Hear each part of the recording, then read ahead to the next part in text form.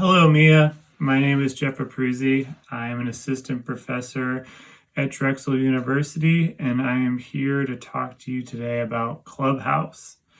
Is Clubhouse the next big thing for online networking in the entertainment industry, or a fleeting online program? So if you haven't spent time on Clubhouse yet, maybe you didn't get an invite. I have a few. If you want one, just let me know. Maybe you're on Android. Maybe you chose not to believe the hype. Maybe you have no idea what I'm talking about. So Clubhouse is the new sort of social media kid on the block, if you will. Audio only social media kid on the block. So my presentation today will give sort of an overview of the platform, argue, I think, the benefits and some of the limitations for the app, and seeing what the motivation or incentive is for industry leaders and educators to either host panels, use the platform for networking or recruitment events, and what educational experiences or opportunities lie within the app. So Clubhouse really skyrocketed within the last year or so, when most of us in the world have been sheltering at home, right? We've been at home, we've been quarantining, and we've seen a significant increase in the amount of listenership of podcasts and audiobooks. And so a lot of people, myself included in this, instead of reaching to turn on a playlist on Spotify or Apple Music or fill in the blank, whatever your preferred DSP is, for passive listening experiences, many people have now been turning to passive experiences through conversational platforms for their preferred method of background noise. And so this sets the stage. Enter Clubhouse, which is one of the newest and I think most talked about audio-only social media platforms. I'll talk about this later on in the presentation. Clubhouse is one of the first to really enter into this space, but of course, many of the other tech giants have now also wanted to have a seat at this table. So the premise of the platform, it's really built around hosting, again, these audio conferences from one or several users on a topic of their specialty. And, live programming is available 24/7. And the discovery process to uncover this new content is powered by algorithms that suggest things based upon your interest to create lots of recommendations. And so the user experience is really set to mimic that atmosphere of attending a conference where you can come and go as you please. You can enter into a presentation, you can leave. You're not going to cause a disturbance. If you want to ask a question, you can interact with the presenters. They can bring you on the virtual stage. And music industry programming on this has really run the gamut from conversations I've seen booking agents, I've seen touring crew members holding conversations on there about the impact that they felt, concert promoters, people in sync. Even today I was on, and there was an A&R, like an unofficial A&R pitch meeting where people were just playing their beats for an A&R rep, and he was just giving them open feedback. We've even seen high-profile artists and celebrities like Kanye, Scooter Braun, Elon Musk. And so what really intrigued me about the platform to want to kind of do a case study, if you will, is that in this period where we are all experiencing Zoom fatigue, we're all experiencing burnout, it can be somewhat perplexing as to why this platform has seen such massive growth and why this platform has seen such mass adoption, right? And I think some people will argue that you have this certain sense of freedom here, right? You don't have to be on video, you don't have to show your face, you don't have to show your body language. It's a bit like, late night talk radio, and I think we all know that feeling at this point of having class on Zoom and seeing everyone in their blacked out boxes, right? We're talking into the void, and so at least in this particular setting, we don't have to show our faces. We can count on it always being black. So the service launched in April 2020, and the drop-in audio chat has now, this app has been downloaded now over 13 million times, and currently has a reported market evaluation of about $4 billion. $4 billion market evaluation for a radio, essentially, a walkie-talkie, if you will. But again, as I mentioned earlier, as with most new, novel and exciting social media apps, the landscape now has started to become flooded and more competitive, and has started to really bubble over as now big tech really has Clubhouse in its crosshairs. And so we're seeing Spotify with their own version of this, Twitter with their own version, Facebook, Reddit, LinkedIn, Slack, and of course Discord is another one, right?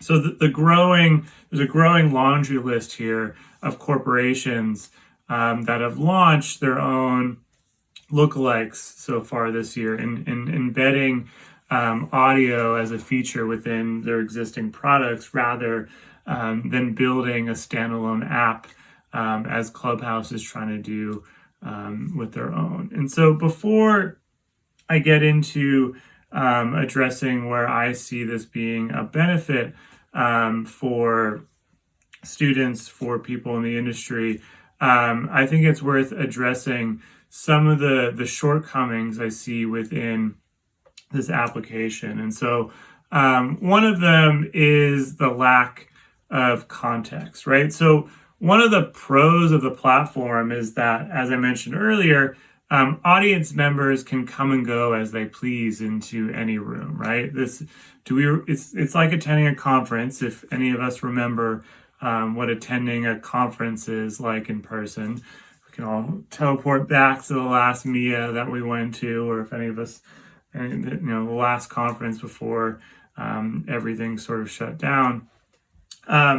So you can kind of come and go as you please. It doesn't matter if the presentation has 5 minutes left or it just started 5 minutes ago. But the problem here is that as people are coming and going and entering and leaving rooms, we have a lack of context, right? We don't know what the users have background information on. And so this is similar to in our classrooms, right? If the social norms were that students could kind of come and go as they pleased, several times throughout a class period, and they're kind of floating between different classes, it's hard for us to have any background on what context they have of the information that they know, right? And so without any limitations here, it can be difficult in some scenarios to have really meaningful conversations because there's no visual accompaniment here, right? We don't have a PowerPoint. We don't have the ability to throw some things up within the application to say, this is what we've talked about, right? This is what you should know about. Here are the 5 main components of A&R or artist management. And so, if people are coming and going, again, it's hard if you jump in a room to really know what's been said, what's been talked about. it opens up the opportunity for repetitiveness. Two, the notion of this being passive and active as an experience, it's pretty passive, right? Which is a pro and a con. And so unless you are one of the speakers, you are a passive user. So Clubhouse does not necessarily provide the platform for casual back and forth conversations. It's a great platform to listen about a topic, but not necessarily one that is fully interactive, right? Unless you were invited onto the stage to have a conversation. However, I do view this as one of the pros as well, because this does provide the opportunity to be sort of a fly on the wall. You can there's a low barrier for entry. We don't have to feel uncomfortable entering into a room. I think for myself, for some students, Zoom can sometimes feel, it could feel you have to psych yourself up sometimes to go on camera to get everything ready. It's a pretty easy transition to, be walking down the street and pull up your phone and, use Clubhouse, which again, I think has really been a huge driver of the platform, is that this accessibility, this on the go, being able, again, to listen to something on the go, similar to how you would with a podcast, right? And so this audio part of the app is popular and has achieved adoption for many of the same reasons that podcasts are popular, why talk radio was popular with some demographics, right? They're entertaining, they're informative. We feel like we can really learn something. And, we derive comfort from, the connections that we have with podcast hosts or guests, or just hearing their voices, right? And so even if Clubhouse has, concepts of their sessions and their hosts and their audiences, you're still in the same room, and you can still kind of by osmosis hear the topic that's going on, learn from this information. And the great thing is that you can follow these people directly afterwards, right? So you can be a fly on the wall, you can choose to speak to them, or you can try to connect with them directly afterwards to the platform, which I'll talk about. I think for students, it's a great networking opportunity. So in a way, Clubhouse is kind of like, it's a podcast that allows proximity to artists, to entrepreneurs, to business executives, whoever it is, right? All kind of while using that, using the concept of FOMO, because yes, this is still an invite-only platform. And the dynamic feels a lot like Twitter in the early days, right? Suddenly, you have this ability within a limited amount of characters to, get in touch with artists, celebrities, top minds, business executives. Early on the platform, it was easy to get like an @ reply or someone to correspond with you. The third thing that I see is kind of being a hindrance, but also an opportunity, is that concept of invite only, right? So yes, while this is a great way to drive social capital, we can drive that sense of FOMO. It's hard to make this an opportunity that we can perhaps deploy to an entire class, right? To an entire discussion and saying everyone should go to this thing, right? Unless we've accumulated a lot of invites. So where I have seen success with this platform personally for myself, it's been several areas. And so one, I've hosted discussions with prospective students. And again, I think part of this is that informalness of it not being Zoom. It's something that almost feels it's an audio call.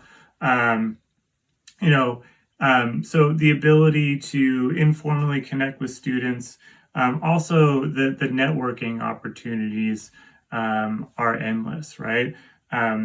Where else can you stumble upon, a head of a company, an agent, a manager, whoever it is, that you can hear from them, right? Similar to maybe they would speak to in a class, but something that I will likely say again during this presentation is that another one of my hesitations with the platform is this something that we are doing because we are bored, or is this something we will continue to do in a platform that will last once things open back up, right?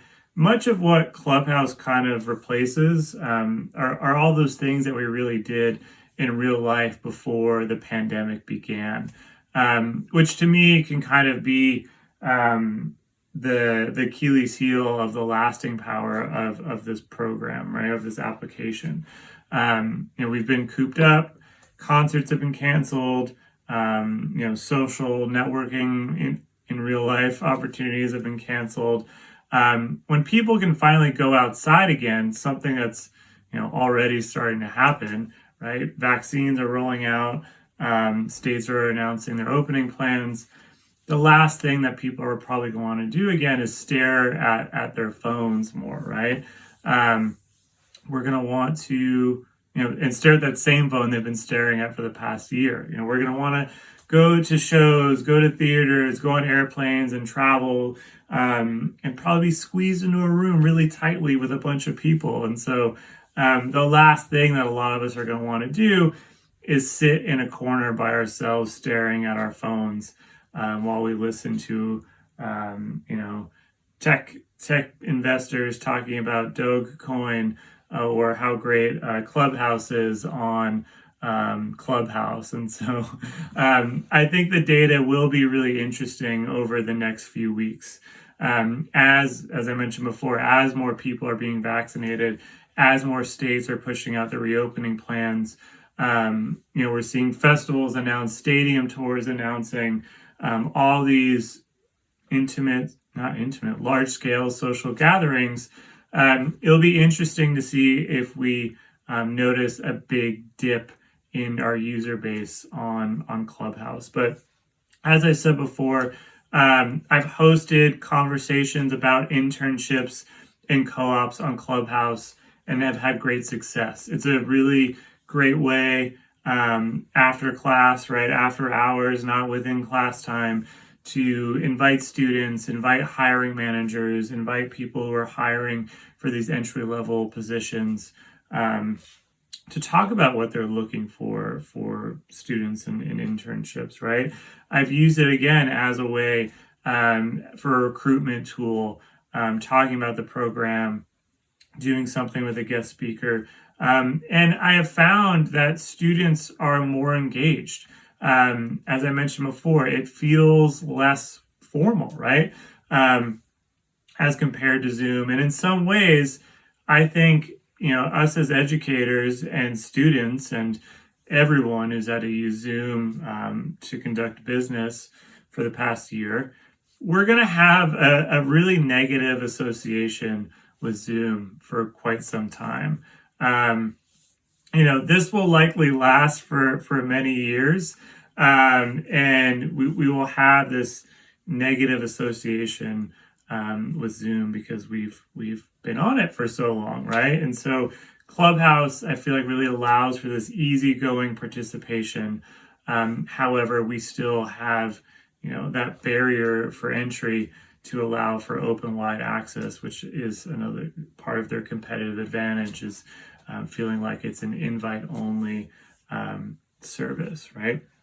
And as the app has continued to grow, they have adapted strategies from other platforms like in-app tipping toolkits to allow for creators to build their own platform to be successful using the application. And so, a big thing for me as I look forward to kind of the future of this is how we will use this as part of our strategy for fan engagement once things open back up, right? I just said before about how people are likely not wanting to be on their phones once things open back up. But companies like Live Nation have invested in live streaming platforms. They're investing money in technology into venues to offer live streaming once concerts come back. And so looking at Clubhouse, this is an opportunity to continue to develop fan engagement, right? It doesn't cost the artist really anything to go on the platform, open up Clubhouse and have a dialogue with their fans. That is what I really think the most powerful aspect of this platform is. And the argument for its lasting power is really that direct to fan engagement. The music industry has seen that there are a lot of fans that are active and investing in these sort of native social audio platforms. And, most people are aware of niche platforms like Clubhouse. And so, I think this means that, now and post-pandemic, social audio can really be part of a lot of artists' direct-to-fan, marketing and monetization toolkits. We've seen even a handful of social audio applications already partnering with musicians in 2020. There's been producers, there have been record labels, other music brands that have launched their own servers on Discord, or hosted live audio sessions or production sessions, or songwriting sessions, or beat battles. We've even seen artists like Nick Jonas and Taylor Swift use Twitter's version of Clubhouse, known as Spaces, to host fan conversations and premiere new music. And so, I look at this platform as being an opportunity, something that's capitalized on the pandemic, looking at the pros and cons of being something that we will hopefully continue to use as a way to engage with our fan base, offer, close exclusivity with an artist, and use as a way in tandem once shows return to further offer more opportunities with our fan base. So thank you so much for watching my presentation, and I look forward to answering any questions you might have at the conference.